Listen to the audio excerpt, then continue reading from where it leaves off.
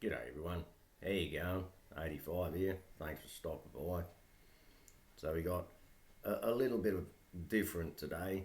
We're going to look at a spaceship that's going to be doing the first polar orbits, North Pole to South Pole. Apparently it's never been done before. They even go like the east-west ways, but which is not really east-west because like where are you going? You're just doing circles, but every orbit's a circle. But this will be slightly different. Hasn't been done before. This is going to be a commercial flight. Like this has been paid for by an entrepreneur from Malta. He made his money like see in Bitcoin here and blockchain or some other. He's obviously doing very well if he can charter a spaceship, put a crew in it, train them up, and now they're going to do a 3 to 5 day mission orbiting the planet. It's going to be very cool. They're going to do some other stuff while they're there as well, like they're going to do some medical experiments. It's going to be the first X-rays in space. I guess we're going to see if the organs move around a bit. I know there are some other things that are like the people stuck on the ISS at the moment. I think Sonny Williams, she's having some problems with her eye. It might be the pressure's changing, so they do need to study what happens to the human body a bit more after long-term exposure. Don't really have a lot of data on it yet, but the more we do it, the more they keep studying, the more they keep collecting info, the more we will know, because one day, hopefully, we'll move, well, a little bit further than the moon. Maybe we'll start with Mars. Let's see if we can pull that one off first. We know Musk is trying, but let's see, there's a lot to be conquered before we can do that. But okay, he's going to call this ship the Fram. It's named after a Norwegian exploring ship. Now that used to do the polar and Antarctic, North Pole and Antarctic explorations back in like 1893, 1912. Nearly 20 years it did doing that trip backwards and forwards, taking explorers to each pole. Like obviously in Antarctica you got to wait a bit longer while the guys walk out to the pole and back. But hey, that's what they did back in the day, didn't they? And good on them. It's still cold, but hey, that's Antarctica for you, isn't it? So okay, they're going to have a fantastic view too.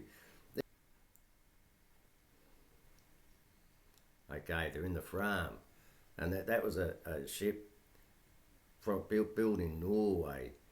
It cruised up and down between the poles for nearly 20 years, from 1893 to 1912, letting people explore the poles and check out the ice flows. And I guess they saw lots of other things on the way. I mean, there's plenty of land in between, although not so much down here in the southern hemisphere. Well, all right, cool. But this mission's been years in the planning. Like, you don't just hire a spaceship overnight. Like, they've been working on this for a few years now, and it's just come up good. They're going to have a cool view too, because they're not just looking out the little windows that you see on the ships. When they open the hatch on this time, there's going to be the glass cupola there. They're going to be able to like stick their head of whatever they're looking at. It'll be fantastic.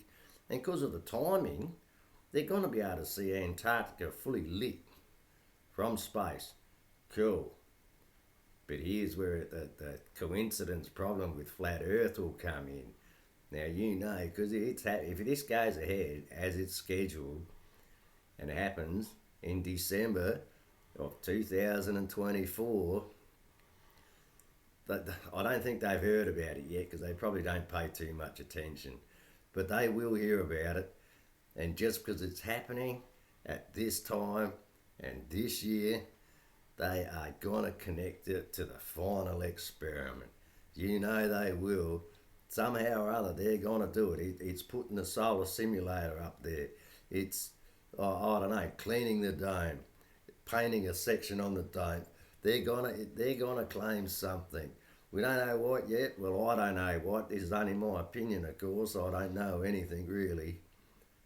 But I've been watching these guys for a couple of years now, And I reckon they will. We know they're scratching at straws. They've really got nothing.